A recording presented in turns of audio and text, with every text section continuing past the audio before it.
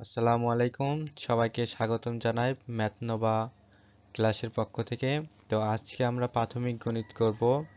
প্রাথমিক গণিতের চতুর্থ শ্রেণীর 2025-এর যে নতুন পরিমার্জিত যে সিলেবাসটি আছে সেই সিলেবাসের অনুশীলনী 2.6 পৃষ্ঠা নাম্বার 33।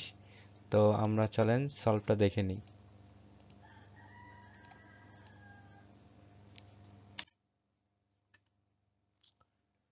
তো প্রথমে যে 4 নাম্বার অঙ্কটা আছে সেখানে আছে একটি গুদামে 8,375 বস্তা চিনি আছে। 8,075 বস্তা চিনি আছে এবং 11,860 বস্তা গম আছে। 12,720 বস্তা চাল আছে। আমাদেরকে যেটা প্রশ্ন করছে যে ওই গুদামে মোট কত বস্তা জিনিস আছে। তাহলে ওই গুদামে মোট মোট কত থাকলে আমরা কি করব, সরাসরি যোগ করে দেব। তাহলে এখানে আমরা লিখি গুদামে চিনি আছে 8,375 বস্তা, 8,375 বস্তা। তারপরে গুদামে গুদামে গম আছে, গুদামে গম আছে 11,860 বস্তা এবং চাল আছে কত, 12,720 বস্তা। তো আমরা সুন্দরভাবে লিখে ফেলি, নিচে একটা দাগ দিয়ে নিই। এখানে এই কথাটাই জাস্ট লিখে দিব, ওই গুদামে মোট কত বস্তা, মোট মোট মোট যাই হোক দুইবার হয়ে গেছে, মোট জিনিস আছে। তাহলে যোগ করে দেব এখানে 0055, এখানে 6 আর দিয়ে 8, 8 আর সাথে হলো 15, 15 5, হাতে থাকলো 1, 1 দিলাম, 7 এর ভিতরে 7 হয়ে গেল 8, 8 8 16 আর 3 19, 19 এর 9, হাত থাকলো কত, সবাই বলো হাত থাকলো কত, হাত থাকলো 1, 1 গেল 2 এর ভিতরে, 2 হয়ে গেল 3, 3 আর 1 4, 8 4 কত, 8 4 12, 12 12 2, এখানে 12 2, হাত দিলাম এই একের ভিতরে, 1 এর 2 আর 1 এ 3। তো আমাদের এটার উত্তর হবে, উত্তর 32,995 বস্তা। উত্তর 32,995 বস্তা।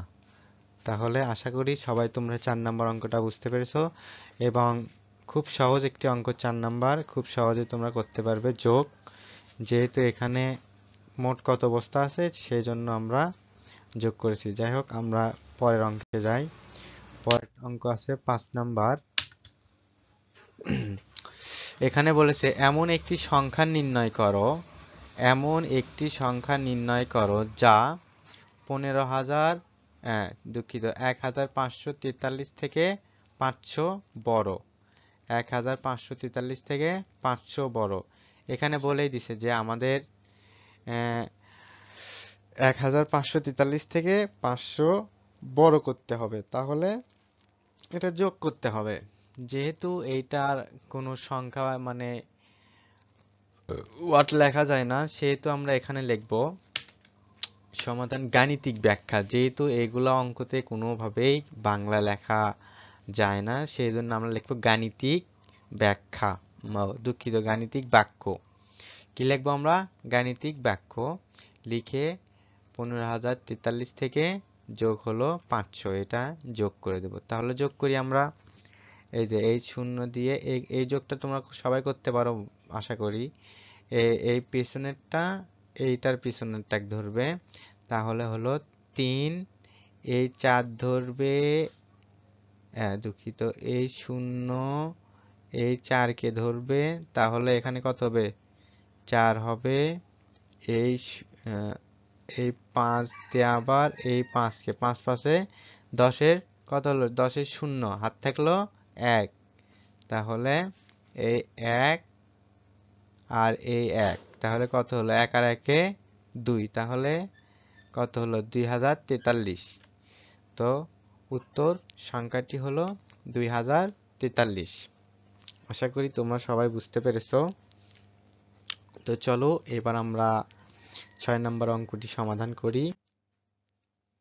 তো 6 নম্বর অঙ্কটি আছে, 6 নম্বর অঙ্কটি সবাই পড়ে নাও। এখানে আছে 6, 4, 8 ও 0 অঙ্কগুলো মাত্র একবার ব্যবহার করে গঠিত বৃহত্তম ও ক্ষুদ্রতম সংখ্যার পার্থক্য। এখানে দেখো, আমরা আগে এটাকে, যেহেতু এখানে বলছে অঙ্কগুলোকে একবার ব্যবহার করতে হবে, ব্যবহার করে গঠিত বৃহত্তম এবং ক্ষুদ্রতম। তো আমরা জানি বৃহত্তম মানে বড়, বড় থেকে ছোট দিকে যেতে হবে, এবং ক্ষুদ্রতম মানে কিন্তু ছোট থেকে বড় সাজাতে হবে। তো আমাদের কোশ্চেনে জাস্ট এইটাই বলেছে। তোমরা এখানে সুন্দরভাবে লিখে দিব 6, 4, 8, 0 দ্বারা গঠিত এই যে বৃহত্তম সংখ্যা 8640। এবং ঠিক তার বিপরীত এই যে ক্ষুদ্রতম, এবার আমরা ক্ষুদ্রতম বের করব। ক্ষুদ্রতম হলো 6, 4, 8, 0 দ্বারা গঠিত ক্ষুদ্রতম সংখ্যা। তো এখানে যেহেতু বড় থেকে নিছি, এই যে বড় থেকে নিছি, 8 বড়, তাই 8 বড় আগে নিচ্ছি। এখানে 6, তারপরে 6 লিখছি, তারপরে বড় কোনটা, তারপরে বড় 4, তারপরে কোনটা 0, হ্যাঁ, তারপরে এখানে লিখছি। তো এখানে বলছে ক্ষুদ্রতম, তাহলে এটা ছোট থেকে হবে। তো 6, 4, 8, 0 ভিতরে ছোট সংখ্যা কোনটি? সবচেয়ে ছোট সংখ্যা হলো 0, কিন্তু 0 এই বাম পাশে লেখা যায় না, সেহেতু আমরা এখানে লিখব তার থেকে বড়কে। 0 থেকে বড় হচ্ছে 4, এখানে আমরা 4 লিখব। তার থেকে মানে ছোট থেকে সাজাচ্ছি, 4-এর বড়কে, 4-এর বড় হচ্ছে, তারপরে এই শূন্যটা বসায় দিতে হবে, কারণ যেহেতু বাম পাশে 0 বসে না, সেহেতু তার উপরে যে থাকবে, তার বড় সংখ্যাটি যেটা থাকবে সেটা প্রথমে লিখতে হবে, এবং শূন্যটি তারপরেই লিখতে হবে। তো আমরা লিখলাম, এবং তার থেকে বড় আছে এখানে 6, তো আমরা 6 লিখলাম। তার থেকে বড় আছে হলো 8 লিখলাম। তাহলে আমাদের সংখ্যাটা কিন্তু হয়ে গেল। এখানে 6, 4, 8, 0 দ্বারা গঠিত বৃহত্তম সংখ্যা হলো 8640, এবং ক্ষুদ্রতম সংখ্যা হলো 4068। তো এখন আমরা এটাকে কি করব? এটার পার্থক্য মানে কি? অবশ্যই বিয়োগ। যেহেতু পার্থক্য বলছে, এই দুইটার মধ্যে কত গ্যাপ আছে, মানে কত আছে, এইটা আমাদের বের করতে হবে। তাহলে এখানে 0 আছে উপরে, নিচে আছে 8 আছে কত হলে 10 হবে? 2 হলে। 8 আছে কত হলে 10 হবে? 2 হলে। তো আমরা এখানে 2 লিখেছি, এই যে 2, এই যে 2টা লিখেছি। তারপরে হাত থাকলো 1 দিলাম 6-এর ভিতরে, 7 আছে কত হলে 14 হবে? 7 হইলে, এই যে 7 লিখলাম। তারপরে হাত থাকলো 1 দিলাম 0-এর ভিতরে, 1 আছে কত হলে 6 হবে? 5 হইলে, এখানে 5, আবার 4 আছে কত হলে 8 হবে? 4 হলে। তাহলে উত্তর 4572। তো সবাইকে একটা কথা বলে রাখি, আমাদের ম্যাথনোভা চ্যানেলটি নতুন খোলা হয়েছে। আপনাদের যদি ভালো লাগে তাহলে সাবস্ক্রাইব করে রাখতে পারেন। পরবর্তীতে অনেক অঙ্ক আসবে, এবং অনেক বড় বড় স্যাররা বুঝিয়ে দিবে তোমাদেরকে। 6 থেকে 10 এবং প্রাথমিক গণিতগুলো একটা স্যার বোঝাবে, এবং 6 থেকে 10 অন্য একটি স্যার বোঝাবে। যাই হোক, তোমরা সবাই চ্যানেলটি সাবস্ক্রাইব করে রাখবে। তো আমরা পরবর্তী অঙ্কে যাই। ভিডিওটি লং হয়ে যাচ্ছে মনে হয়, তারপরে তোমরা মনোযোগ দিয়ে দেখো। এখানে দেখো 56,806 এর সাথে কোন সংখ্যা যোগ করলে 64,932 হবে? তাহলে এটা কি করতে হবে? অবশ্যই বিয়োগ করতে হবে।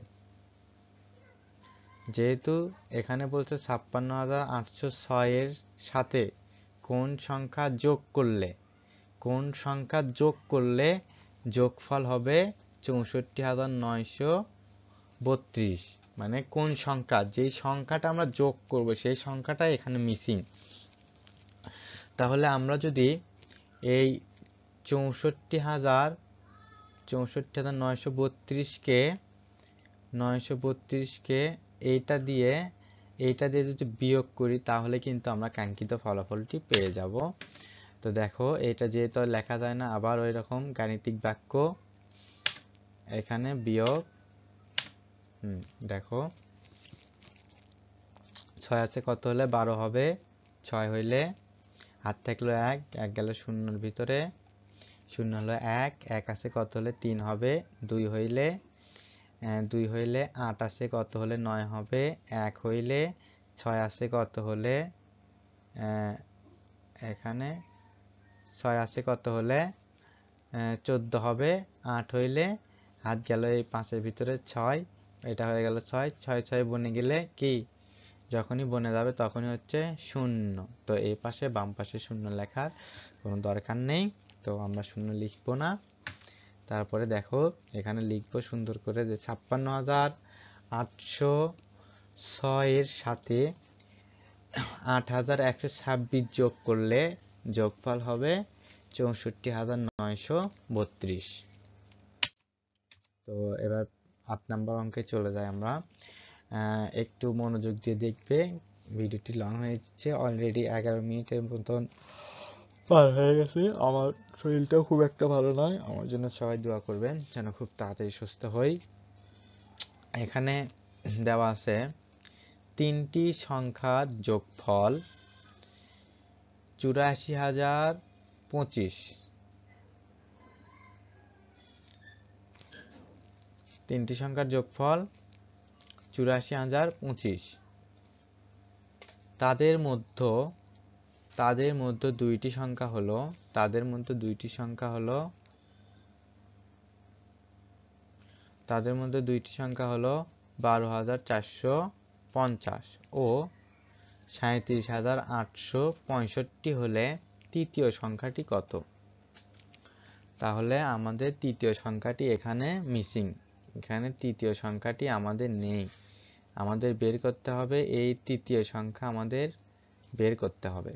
তাহলে আমাদের দুইটি সংখ্যা দেওয়া আছে, দুইটি সংখ্যা কত দেওয়া আছে, 12,450 এবং 37,865। এটা হলো দুইটি সংখ্যা দেওয়া আছে, তিনটি সংখ্যা নেই। তো আমরা প্রথমেই লিখব দুইটি সংখ্যার যোগফল, দুইটা আগে যোগ করে নেব। এখানে তোমাদেরকে কি শিখাইছি আমি, কিভাবে যোগ করব, এই শেষেরটার সাথে, সিম্পল নিয়ম। তাহলে 5 আর হচ্ছে 6 আর 4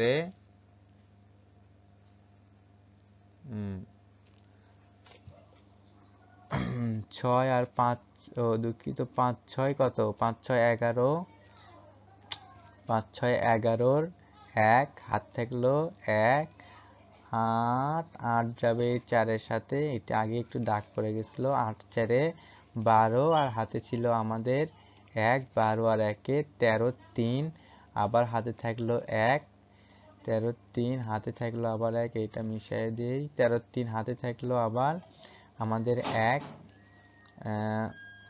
7 7 8 9 আর 1 10, 10 এর 0 হাত থাকলো 1, 1 দিলাম 3 এর ভিতরে, 3 আর 1 4, 4 আর 1 5। তাহলে আমাদের সংখ্যাটি কত হলো, 50,315। তাহলে আমরা এখানে লিখব তিনটি সংখ্যার যোগফল 84,000, অতএব দুঃখিত, তিনটি সংখ্যার যোগফল কত, তিনটি সংখ্যার যোগফল আমাদের দেওয়া আছে, 84,025। তাহলে তিনটি সংখ্যার যোগফল কত, এত, এবং দুইটি সংখ্যার যোগফল আমরা এই মুহূর্তে বের করলাম 50,315। তাহলে এটা দিয়ে এটা কি করতে হবে, বিয়োগ করতে হবে। এখানে বিয়োগ করলে 5 5 বনে গেলে 0,